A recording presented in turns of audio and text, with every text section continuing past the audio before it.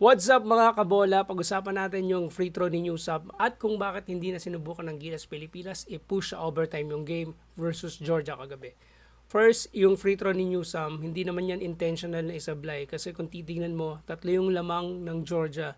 Kahit ipasok niya yung second free throw, lamang pa rin ng isa yung Georgia at mananalo pa rin yung Georgia by 1 point. It just so happened na sumablay yung free throw ni Newsam at muntik pang matip in ni Goga Bitadze yung bola to tie the game, to force the overtime. But I doubt na i-count yun. According to rules, bawal mag-shoot sa sariling goal. Nakikita mo dyan yung brilliance ni Coach Tim Con dahil di na siya naglagay ng jumpers para sa Pilipinas. So wala nang rebounding play na mangyayari.